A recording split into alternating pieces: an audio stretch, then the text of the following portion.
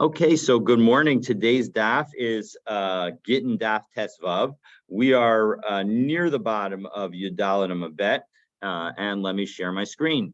We left things off on a nice cliffhanger yesterday because we taught a brisa with a variety of different opinions regarding someone who sent an agent to deliver a manna to someone, only to find that the person had died. And then when the money was attempted to be returned to the sender, it turned out the sender had also died. So we had six opinions and reported practical ruling regarding the details. So let's take a look at what they were. So the Tanakama had said, in fact, maybe we'll just go back and we'll just read this the brisa inside, so that we have a chance to see it. The brisa is 1, 2, 3, 4, 5, 6, 7, 8, 9, 10, 11, 12, 13, 14 lines up. Third word from the line, it says Ditanya. So we learned in this brisa, Hoek mana leploni. So if somebody says, please take this $100 to so and so, right? So we'll give them names so that we have, so the giver will be George, and the receiver will be Ron. Okay, so the George and the messenger will be Mike. So the George says to Mike, the messenger, listen, bring the money to Ron. And so Mike then goes as the messenger and looks and sees that he can't find the guy. And we explain that Rashi tells us that the guy had already died. So so now the money gets returned to the sender. So that's important for piece number one. So that's the Tanakama is saying that we don't have any attribution yet in our Mishnah. So that's the Tanakama. And he says, return the money to the sender, right? Because there's no one to give it to. So as a result, we're going to say it goes back to the sender. Now that's a key fact, because clearly, and this is how we understood it yesterday, clearly it would seem to mean that when you tell somebody to give something, you are not telling, George is not telling Mike that he should take possession for Ron. Because if he would take possession for Ron, and we're going to assume for the moment that Ron was alive at the moment that George gave Mike the money, so then the money should belong to Ron's heirs. But what do we have here? We have it going back to the sender. So Meis Mishalech, what happens if the sender died? Well, then Rabbi Nassim and Rabbi Yaakov Amru Yachzaru Liyoshe Mishalech. In that case, you go back to the inheritors of you stay with the inheritors of the sender, meaning that we don't follow the words of the person who passed away, but rather we allow the inheritors of the person of the sender to receive it. So in the end, George, the giver, his heirs end up keeping the object keep the money. They inherit the money according to Rav Nassan and Rabbi Yaakov. You would think, though, if the person sending the money passes away and the person who was to receive the money passes away, that the money would go back to the estate of the sender. No, that's exactly what they're saying. That's exactly what they're saying. Yeah, excellent. 100%. That's exactly what that's exactly what Rav Nassan and Rabbi Yaakov are saying. On the other hand, and then we continue. The other people say the alternative position is no, let it go to the estate of the receiver. And why is that? It's based on the principle that when somebody passes away, when they've given a monetary gift, and even made just a monetary oral statement without a kinyan, we want to fulfill the gift, their intention. And so as a result, that was the reason that we might hold that opinion. All right, and then Rabbi Yehuda Nasi Amar Mishum Rabbi Yaakov Sha'amar Mishum Rabbi Meir. So it was said in the name of Rabbi Meir, Mitzvah L'Kayam Divrei Ames. Specifically, we have this idea that we want to fulfill the words of the deceased. That is the explanation for the Yesh Omrim. Exactly. So And then we have the Chachamim Omrim. The Chachamim say Yachuloku. They essentially say, well, it's hard to tell which way we should follow. So we'll take both positions and we'll just split the money between the heirs of the receiver and the heirs of the giver. So the heirs of Ron and the heirs of George. V'chan Amru, and then here in Bavel, we added another opinion. Kol mi sheyirtza shaliach yaseh. Whatever the shaliach wants to do, look, at the bottom line is that both the sender and the receiver, the giver and the receiver have both died. So now the messenger effectively has been given the authorization to figure out what it is that makes the most sense. So you don't like that answer. You don't like that. I can understand that. All right. And then Amar Rabbi Shimon Anasi. Rabbi Shimon Anasi now, so that's our sixth opinion. So we had the Tanna Kama, we had Rabbi Natan and Rabbi Yaakov, we had the Yesh Omrim, we had Rabbi Yehuda Anasi in the name of Rabbi Yaakov and the name of Rabbi Meir. And of course, the Yesh Omrim and the Rabbi Yehuda Anasi all seem to be together. And similarly, the Tanna Kama seem to be with Rabbi Natan and Rabbi Yaakov. And then you have the Chachamim who say that you split the money in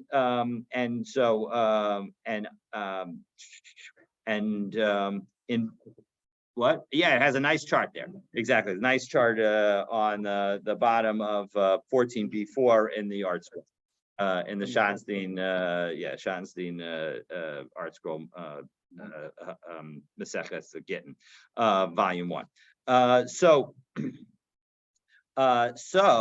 Rabbi Shimon, what does Rabbi Shimon Nasi say actually happened to him? He says, Al Yadi, through me, Hayamasim v'amru.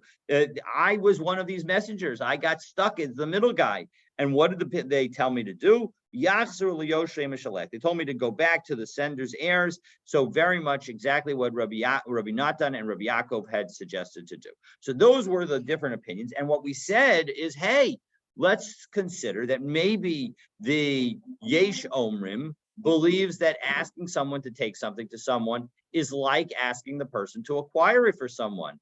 And that's why, and maybe the Yesh Omer actually disagrees with Rabbi Yehuda Nasi and says that actually it always goes to the sender's, to the recipient's heirs, even if the sender's still alive. The Rabbi Yehuda Nasi in the name of Rabbi Yaakov in the name of Rabbi Meir would say that it only goes to the heirs of the recipient if in fact the sender has died. But here we're saying that the Yesh Omrim potentially is saying that even if the sender is still alive, it would go to the recipient's heirs. So maybe we should say that Yesh Omrim says that Holech Kizachi Dami, that when you say Holech, when you say take this money to somebody, it's as if you're saying Zachi, you should please acquire it on behalf of that person. And everybody else says no. Everybody else says that's not the case. So now we've set up the whole situation, and now we jump into the Gemara as we pick up with the fifth to last line on Yudal and Amabet, second word on the line, lo. No, that is not a correct interpretation of this brisa. Nobody has to say that holech is kazechi dami. And nobody, maybe everybody agrees that when you say holech, you mean holech. You do not mean to tell the person that you should take possession on behalf of the recipient. You mean bring it to the recipient. And I want the ability, and I potentially want the ability that if anything were to happen to the recipient, that I want my heirs to get it. I don't want it to be a permanent gift, an unconditional gift to the person's heirs if that person has passed away. And really, we're talking about a situation where if the sender was healthy, if the giver was healthy, if George was healthy at the beginning, so and nobody would argue. And what's our case? Our case is it's talking about somebody on their deathbed. And the argument that is reflected in in this brisa is similar to the argument that we have in a Mishnah in Bava Basra. So Ditanan hamechalik nechasav al piv. If one attempts, and at the end of Masechet Bava Basra, it talks about inheritance. And so if you're talking about an inheritance and you want to do that inheritance all by mouth, meaning I want to tell my children, descendants, what they should get. I don't want it to just be divided by them after I were to pass away, but rather I want to give instructions. So Rabbi Elazar Omer, Echad Bari ve'Echad Mesukan, whether the person is healthy or not, Nechasim sheyesh len achrayus, niknin bekesef b'vishtar v'chazaka, in order for them to actually take possession of any objects that have monetary, well, achrayas is that they can be used to collect from if in fact they change hands and you had a pre-existing debt. So that is generally referring to real property. So niknin b'chesav v'shtar chazaka, you have to acquire it through money, a document, or an act of ownership. But anything that does not have achrayas, things that can be sold permanently because they are movable objects, so that therefore nobody assumes that they'll be able to collect from them. Well, then they have to be acquired through picking them up, through dragging them, depending on how heavy the object is. Meaning that Rabbi Elazar is saying that just the statement by the person who is trying to convey his possessions to his descendants, that statement alone is not enough. You need a kinyan. Doesn't make it. All of these are, whether it's a real property or movable property, it's all acquired through an oral declaration.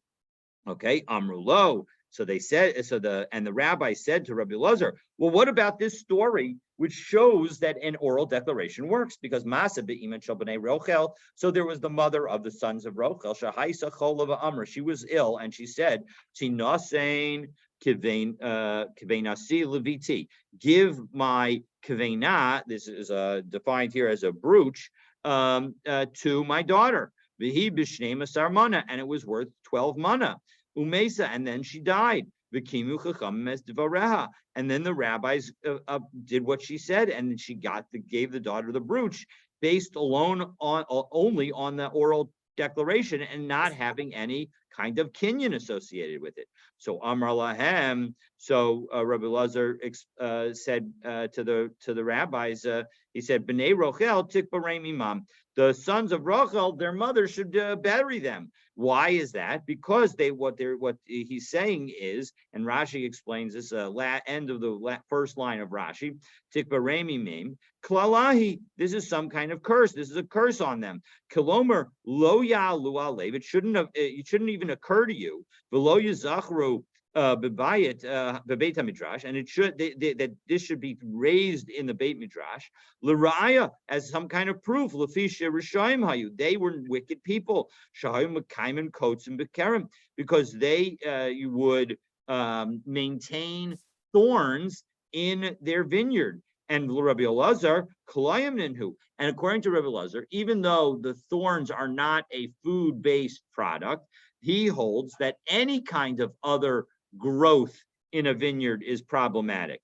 V'lo nilmad mehen raya, and so therefore you shouldn't be able to learn any kind of proof from them. Lefisha lo diktekenu behen, because they weren't careful themselves. Echaisa osa tzavam chemitoch shahayu rishayim lo huzkuru b'beis hamedrash. They shouldn't be even mentioned in the Beit Midrash because they didn't follow the law. So we just did a Rashi. We're going to finish the first chapter of Maseches Gittin, and we're going to begin the second. And we're right now talking about a situation where what happens if somebody tries to give somebody something just with their words. Does that work? And so Rabbi Elazar says it does not work. The Rabbanan said, yes, it does work when you're trying to give somebody something as part of your estate. All right.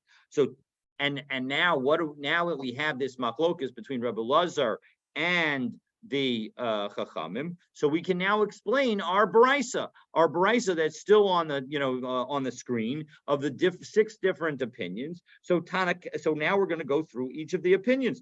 Tanakama Rabbi Elazar, the Tanakama who says that you have to return the funds to the sender. That's like Rabbi Elazar, because again, Rabbi Elazar says that you need a kinyan, and here we have no kinyan.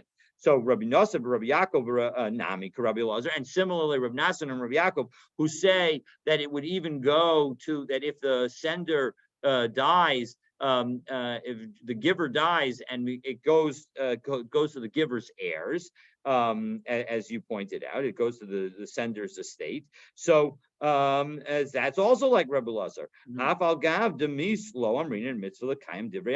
Because they say that even though the giver has died, even though George has passed away, we're not going to say that they have to we have to fulfill the words of the person who passed away. Rather, it goes to the giver's estate.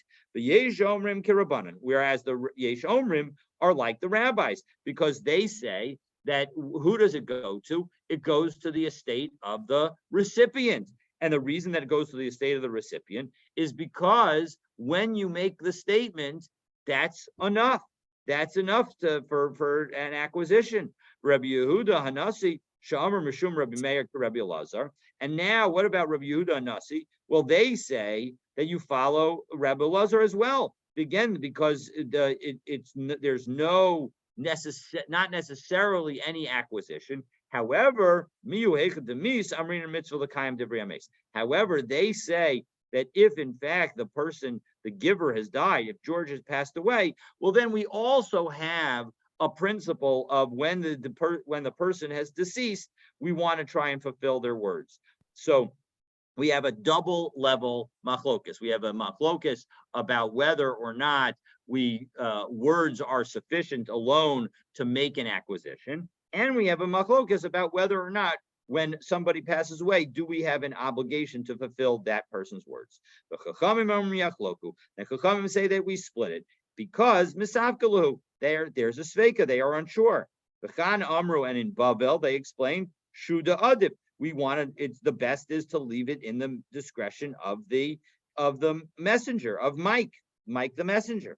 Rabbi Shimon Hanasi Masa Asal Ashminan, and Rabbi Shimon Hanasi comes and tells us exactly what the lesson is, what the teaching is. And so now we've explained every opinion, and we've explained it in a way that everybody will agree that Ha'omer Holech Lav Kizachidami, that when you say take this, it's not as if you're telling the person to take possession on behalf of the recipient. So when Mike gets it from George, he's not acquiring it on behalf of Ron, but rather he is just taking it from George to Ron and serving only as a messenger. Okay, so now that we've dealt with that, the question is, what is this? Who is this Rabbi Shimon Hanasi? So Ibailahu, Rabbi Shimon Hanasi, Nasi who? Oh, Mishmei the Nasi Kamar. Is his name actually Shimon Hanasi, meaning that he himself is a Nasi? Or was he really Rabbi Shimon that was saying it in the name of the Nasi? And so now Tashma, we're going to try and prove it. Amar of Yosef, halacha Rabbi Shimon Hanasi. The halacha is like Rabbi Shimon Hanasi. Well, the fact that Rabbi Yosef, the Amora, would say that it's like that the halacha is like Shimon Hanasi and use Hanasi as part of the guy's name, well, that shows that in fact it must be that he was actually a Nasi. Well, one second, but one second, I could still ask you, maybe when it says Shimon Hanasi, it means Shimon who speaks in the name of the Nasi. So because Nasi who Amar Mishmei the Nasi, I could still ask that question. It's not a perfect proof. So Teku, we're not sure. We're not sure whether Shimon Hanasi was in fact a Nasi or whether he was in fact just speaking in the name of the Nasi. All right, but now we had this statement that Rabbi Yosef said that the halacha is like Rabbi Shimon Hanasi. So that was that the halacha, and indeed, what does he say? He says that the halacha is like Rabbi Nassan and Rabbi Yaakov. So Amar Rabbi Yosef, halacha Rabbi Shimon Hanasi. So Gufa, let's take a look at it. V'ha kaimulan divrei shchiv mira kichsuven u'mechsurin damu. Well, one second. What about the principle that when you have the words of somebody who is seriously ill, it's considered as if things were handed over to the intended recipient? So Rabbi Yossi Mokila Bivari. Rabbi Yossi would disagree with the akimta that we made a few moments ago, where we said that actually this is the whole brisa is talking about somebody who's on their deathbed, and he would say, no, this brisa is in fact talking about a healthy person. Well, 1 second, but we also, Rabbi Shimon Onasi says that you should give it to the sender's heirs, to the giver's heirs, to George's heirs. The kaimalan mitzvah kayam divrei ames, and we have a principle that you are supposed to fulfill the words of somebody who passed away. So don't we have to fulfill George's words and send the gift to Ron? So Tani yachzaru l'mishalech. So actually clarify what the statement was, what Rabbi Shimon said in the brisa, and say, don't say that it was going to the sender's heirs, say it's going back to the sender. So we've reread our brisa in connection with the halacha being like Rabbi Shimon, to say that the halacha is like Rabbi Shimon Hanasi, that in fact the gift goes back to the sender when the giver was healthy and when the sender is and the giver is still alive. So if the giver was healthy and is still alive, well, then we are going to, and now the gift gets brought to the recipient. And unfortunately, Ron has passed away, so we're going to bring back the gift to George. Okay. So Hadron Allah may beget, Hadron Allah may beget, Hadron Allah may beget, and now we begin the second chapter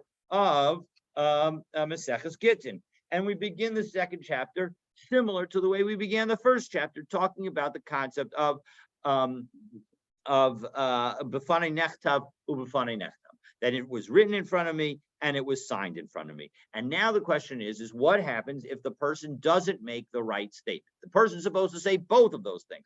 But what if he only says one or even a partial of it? Let's take a look, and we'll find that in most cases, it's going to be a puzzle get. If the person only says it was written in front of me, but it was not signed in front, but he does not say it was signed in front of me, or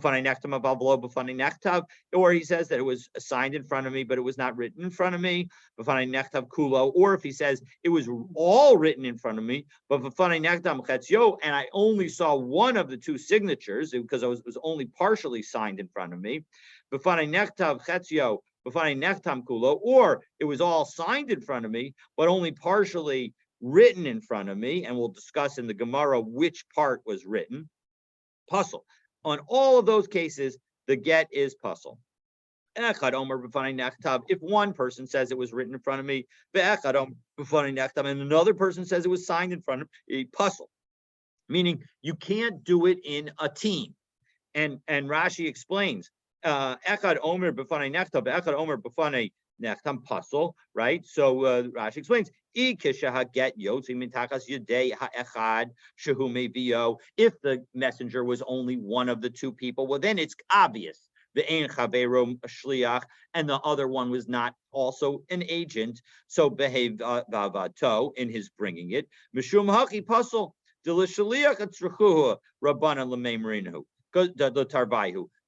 rabbis require that the messenger say both statements, and here the messenger is only able to say one statement. And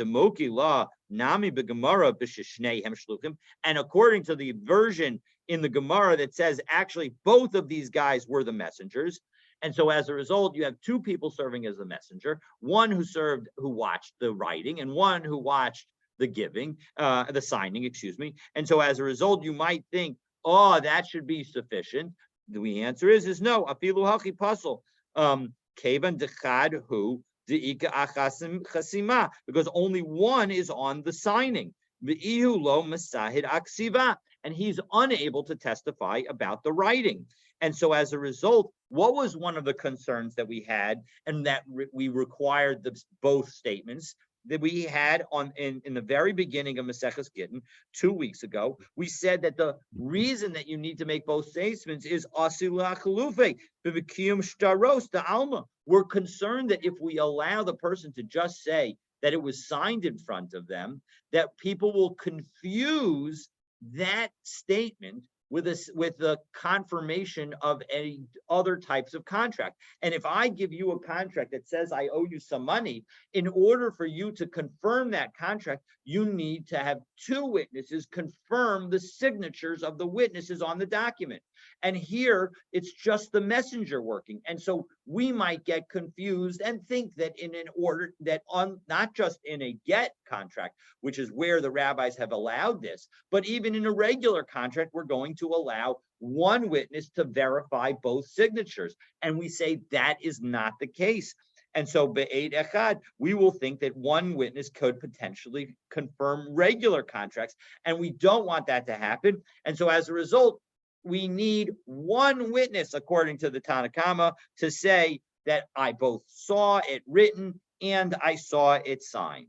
Okay. However, shnayim omrim b'faneinu nichtav, and then similarly, actually, if we say two of them said, both of them can say it was signed, it was written in our presence. The echad omer b'fanei nechtam, and then one says it was signed in my presence, and it's not one of those original two. So that's still not going to be enough. Puzzle, it's still puzzle for the exact same reason. Rabbi Yehuda machshir, and Rabbi Yehuda, however, says that it's kosher. And if we take a look at the Rashi on Rabbi Yehuda machshir, which is about 7 lines up from the bottom of where it says the Gemara, where at the end of the Rashi's on the Mishnah, the kevan de mitzrichin mitzarchinan la'asuhude nami aksiva. The fact that we also require testimony about the writing, ohu o acher, it doesn't make a difference whether it's that guy or somebody else. Once we have somebody testifying about the writing, that is enough of a distinction from a typical confirmation of a contract situation that we don't also require. It doesn't have to be the same guy. That even in the first case, even in the case where it's one witness on the signing and one witness on the writing, one other witness on the writing, that also would be sufficient. That even there, he would say it's sufficient, because at the end of the day, you have a witness on the signing, a witness on the writing, and the fact that you have testimony on both issues is sufficient to avoid confusion with respect to other contracts. The Tanna Kama says, no, it's still going to be too confusing, because somebody who walks in the middle will see only the testimony about the writing, about the signing, and know that this person only testified about the signing, and will think that the same thing will work by an ordinary contract. Okay, so that's that. However, now we have echad omer b'fanei nechtam. If one person says it was written in front of me, v'shnayim omrim b'fanei nechtam, and two people say it was signed in our presence, kasher, then it's kosher. Because at the end of the day, if you have two witnesses on the signatures, that's all you need. You only need two witnesses on the signatures, meaning what's the whole point of saying b'fanei nechtam? It's to avoid the need to have two witnesses confirm the signatures. But if in fact we have two witnesses confirm the signatures, well, then clearly it's going to be kosher. And the Gemara is going to ask, well, what's the chiddush? Isn't it obvious that it's kosher? So that's that we'll see that, but not today. All right. So tu lamali. Why do we need all of this? After all, we already said in our first Mishnah, we already taught, what did we teach at the very beginning, the very first Mishnah in Maseches Gittin? Maybe get it in Medina Sayam. If you bring a get from overseas, you got to say it. So obviously it's going to be puzzle if you don't say it. So if you were to only have that original statement, what would I have thought? I would have thought, yes, you need to say it. Kosher. But if you didn't say it, so b'di'evet, it'll still be kosher. So kamash malan. So that's why we need our Mishnah to tell us that in fact, if you don't say that it was both written and signed in my presence, then it's not going to be sufficient. Okay. So now that we have that, so now the Gemara is going to address the meaning of what does it mean to see half the get written. Okay, because there's a part of the get that is a very small part of the get but is the key element of the get, and maybe that should be sufficient. And indeed, we're going to say that it's sufficient. So b'fanei nechtav chetzio, b'fanei nechtav chetzio, b'fanei nechtam kulo, that I saw both of the witnesses sign, but I only saw half of the get being written. So that is not kosher. We say pasul. So hachetzio, hey chetzio, which half are you seeing? If you say that you saw that the first half of the writing, well, that first writing is the key, because Amar Rebbe Elazar afil lo kasabo ela shita achas lishma shuv einu tzarich, because Rebbe Elazar says that if you only wrote one line lishma, that should be sufficient. Shita achas, if we take a look at the first Rashi on the Gemara, shita rishona, if you see the writing of that first line of the get, that's sufficient. Sheba shem ha'ish v'ha'isha v'hazman, because that's where you have the name of the man and the woman and the time and the date. And so as a result, you have all the information that you need in order to indicate that it was written for this particular couple in that first line. And so if in fact the witness was saying it was signed in front of me and I saw the writing of the first line, well, that should be sufficient. So Elam Ravashi Chetzio Acharon. So it must be when we say that you saw the latter part of the part of it being written, we're talking about the latter part. We're not talking about the part where it has the name of the husband and the wife and the time. Okay, so now that we've clarified which half we're talking about when you see half of the get written, so now we're going to talk about the situation where you saw it written fully and you only saw one of the signatures, and we're going to extend that case to additional situations, additional cases where you might have it be also not kosher. So b'fanei nektav kulo, you saw the whole thing written, b'fanei nechtam chetzio, but you only saw part of it being signed. So Amar Rav Chisda, va'afilu shnayim me'idim al chasima yad sheni, that if let's say the two witnesses are Will and what's another W name? Warren. So Will and Warren are the two witnesses, and I only saw Will, but it turns out that Moshe and Stan saw a Warren signature. So can't we combine them? After all, you two are certainly a good witnesses, and if you saw both of them, it would be fine. And if I saw both of them, it would be fine. So if each of us saw both of them, we would be in a fine situation. So let's take half from me and half from you and from Stan and Moshe, and we should be able to combine it and everything be okay. But if but what Rav Chisda says, I'm Rav Chisda, even if two witnesses saw the second signature, pasul, the get remains invalid. Why? My timer. O kula b'kiyum hagate, because either you need everything through the confirmation, meaning everything through a standard two witnesses, just like any other kind of contract. O kula b'takanas chachamim, or you need to follow the rule that the chachamim set out. And what was the rule that the chachamim set out? It's that the messenger must be able to say b'fanei nechtav b'fanei nechtam. He has to be able to say both statements, that it was written in front of him and it was signed in front of him. And Tosfos here explains, why might I think that combining would not work? Because maybe the messenger would be less precise if he knows that a pair of witnesses will be testifying about the other signature.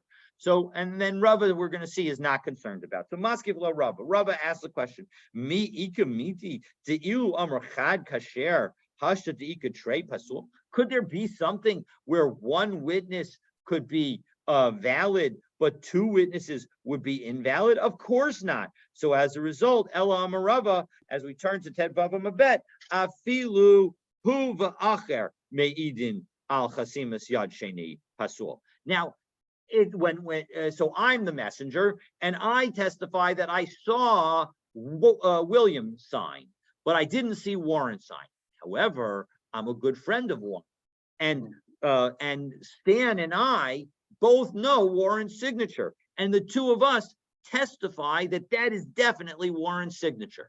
So that's what the situation is according to Rava, that even in that situation, it's going to be huva acher me'idin achazimas yad sheni pasul. Even in that situation, it's going to be pasul. And my timer, we're going to get confused because what's happening here? I'm testifying fully on witness on Will's signature. Thank you. And I'm testifying half on Warren's signature. Well, that means that effectively I'm testifying about 3/4 of the thing, but we don't have any kind of 3/4 testimony in Judaism. We have split testimony. It's got to be a 50-50 partner relationship in a testimony situation. And so we are going to get confused. So atula achaluve b'kiyum shtaros ta'alma. We're going to get confused in regular cases. V'kanafik nachi riva demamona apuma dechad sada. And maybe we'll come to say that we'll allow a 3/4 payment based on one witness. Because after all, here, when you have this situation where one witness is effectively managing 3/4 of the testimony, and so as a result, we don't want to have that confusion, and so as a result, Rava says that doesn't work. Now, Moskif lo Ravashi says, 1 second, I can still ask essentially your question, Rava, because mi'ika midi de'ilu masik le ihu lekule dibura kasher hashta de'ika chad bahadei pasul. Can you imagine a situation where a person by himself, his testimony alone would be sufficient? And now you're going to say his testimony with somebody else is not sufficient? Now, of course, there's a big difference because his testimony alone would be sufficient if he actually says that he saw Warren sign the contract. But now the situation where it's not sufficient is where he says, no, I didn't see him sign the contract, but I know his signature. But in any event, that's the question that Ravashi asked. And so as a result, he says, Ella Amar Ravashi. So he says, no, it can't be that that's the case. Rather, Afilu Omer Ani Huv Eid Sheni. I am the second witness. So what's the situation? David Schwartz comes and brings the get from Medina Hayam, and I say, Befanai Nechtav, it was written in front of me, Befanai Nechtam, and it was signed in front of me, and I saw William write his name, and of course I saw myself write my name, but I'm one of the signatures. Well, in that situation, that's where Ravashi says that it doesn't work. So then that's going to be puzzle. So my timer, why is it puzzle? Because kula b'kiyuma get, kula b'takanas chachamim. Because you need to have the full statement of the chachamim, and the chachamim are not about you seeing yourself sign. It's about you seeing the two witnesses sign. And Tosfos here wonders, well, maybe it actually seems like a good reason. So he actually explains, quoting the Ri, and he says, if we take a look, the Nira L'Ri, the end of the second line in the first Tosfos on Tesvav Mabet, Kemosha Omer b'Yerushalmi, that this is actually like what we say in Yerushalmi, Diki Amar Anihu Eid Sheni, when the person says that I'm the second witness, Nasa Kenogea be'eduso, it's as if he becomes involved and cares about the outcome of his testimony. That maybe the whole reason that he's testifying that he saw and validates the second witness, the witness of Will, so because he wants to fulfill his own testimony. He wants his signature to count as well. So as a result, therefore, we're going to say that this does not work. Okay, so as a result, we now have 3 different views as to an expansion of what we had in our Mishnah. Now, before we're going to now use these 3 views and try and prove that we can't be like Rav Chisda. So how are we going to do that? Tanan. We said in our Mishnah that if I saw the whole thing being written, but I only saw one signature, then it's not valid. So what's the story with the second signature? right? So ilema deleka de kamasid ale klal. If we're going to say that in our Mishnah, when it says that I saw the writing and I saw one of the signatures, that there was no one else to testify about that other signature at all, hashda, in that situation, what do we have in our own Mishnah? If one person says that it was written in front of me and the other person says it was signed in front of me, the high come aside, here we have testimony about the entire document. And yet we say v'hakam aside akula chasima puzzle, and one person testified completely about the writing and another person testified completely about the signing. And so we have testimony about the entire thing, and yet pasul. So if we only have one witness and that one witness did not see everything, how could you possibly think that that's going to work when even if you have one witness seeing everything, except that one witness saw only the writing and the one witness saw only the signing, that doesn't work. So of course, if the person doesn't see everything, it's not going to work. So why did you need to tell me that? Ella, o kidarava, o kidaravashi. It must be that we're talking about a situation like either Rava or Rav Ashi, lafukim Rav Chisda, and excluding the case of Rav Chisda. Now, why do you have to say that it has to be Rav Ashi or Rava and not Rav Chisda? Maybe it should be that we're talking about the situation of Rav Chisda, because if in fact it was Rav Chisda's point, well, then we should say it explicitly in our Mishnah. And in addition, when we're trying to derive something from a Mishnah that is not clear on the point, we're going to derive the most minimal statement possible. And so as a result, doesn't this show that our Mishnah contradicts Rav Chisda? So no, the answer is it does not. So Amar Lach Rav Chisda would explain and say to you, Ulatamech, according to what you're saying, B'fanai nechtav aval lo b'fanai nechtam lamali. Why do I need in our Mishnah at all to say that we're talking about a situation where the person says only half of the statements, where the person only says it was written in front of me and he doesn't say it was signed in front of me? We don't need that either. After all, if one person says it was signed in front of me and another person says it was written in front of me, that's not good. That in alone is not good, right? Because if you have two different people, and so if two different people can't see both of them, if you have one of them making only one of the statements, clearly that's not going to be enough. So this Mishnah cannot be said to include only statements that must be made. So as a result, Ella lozu avzu katani. If you take a look closely at our Mishnah, each statement builds on the one that comes before it and makes a greater lesson and teaches a greater lesson. And so that's what's going on. And so, hachinami lozu afsuktani. So too here, which one did we teach first? We first taught the lesson about somebody who sees 3/4 of the process. They saw all of the writing and half of the signing. So they saw 3/4 of what they need to see. And we say that that's puzzle. Well, what do we teach after that? We teach after that the case of one person seeing all of the signing and one person seeing all of the writing. And so as a result, it's building one on the next. Yes, if you already told me one person seeing all of the writing and one person seeing all of the signing is puzzle, of course I would know that one person seeing all of the writing and only one of the signatures would be puzzle. But I'm teaching each step one by one, a greater lesson, one after the other. And so as a result, Rav Chisda says it does not have to actually contradict my point at all.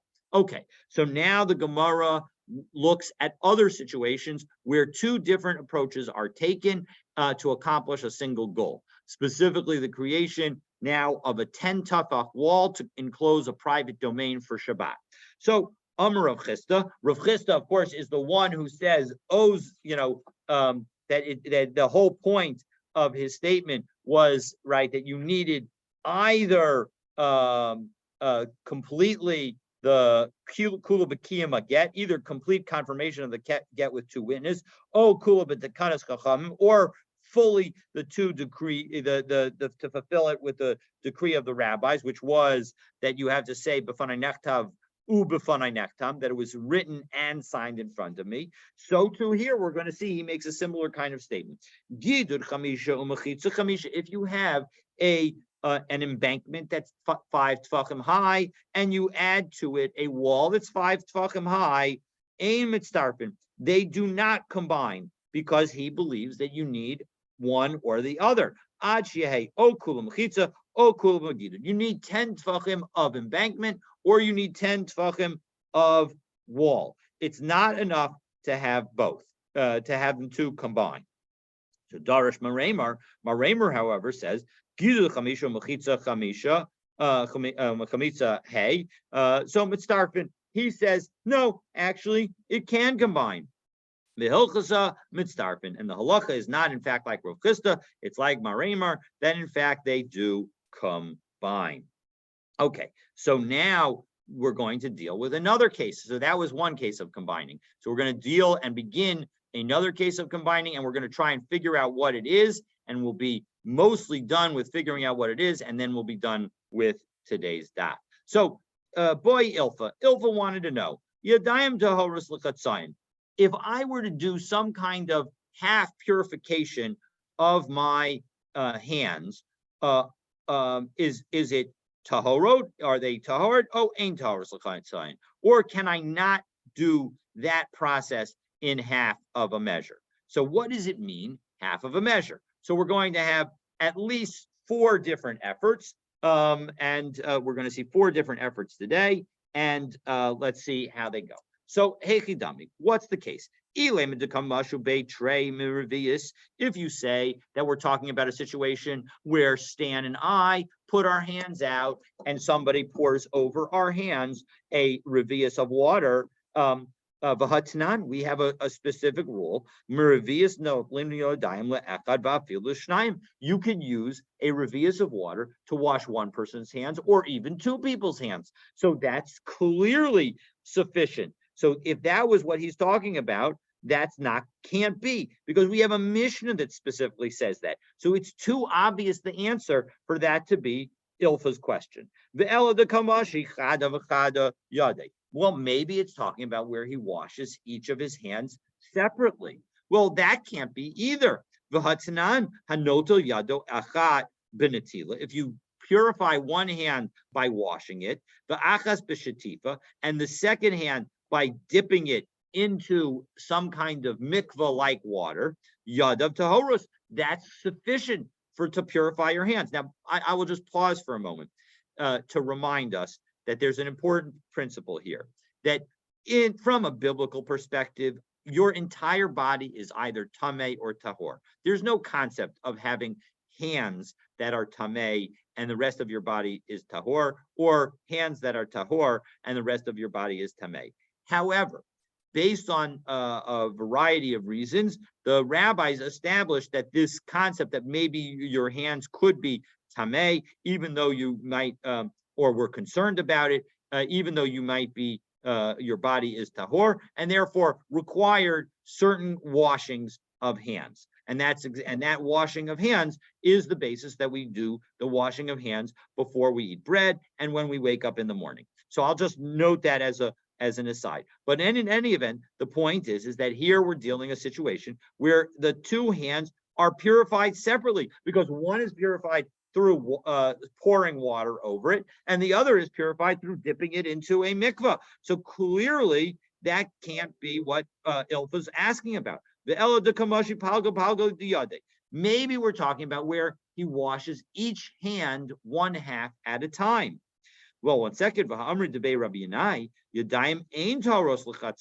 You cannot purify half your hand at a time. So given the fact that we had that statement, again, Ilfa couldn't be asking a statement that is very publicly well known. So lo tzricha deika mashka tofeach. So it must be where when he washes the second half of each hand, it is still somewhat wet. And so as a result, because the first half of the hand is still a little wet, when the second half of the hand gets washed, so does that mean is that mitzarif to the first half of the hand because the first half of the hand is still a little wet, or is it not? And that is where we'll leave things, does it actually work to have the first half of each hand still moist? Does that matter? Or for that, you're going to have to stay tuned for tomorrow's daf, and we will pick up from there, God willing, tomorrow. Have a fabulous, fabulous day and look forward to continuing our learning together. Oh, so glad to hear. That's a good thing. Yeah. We were here last night. Yeah, but we're not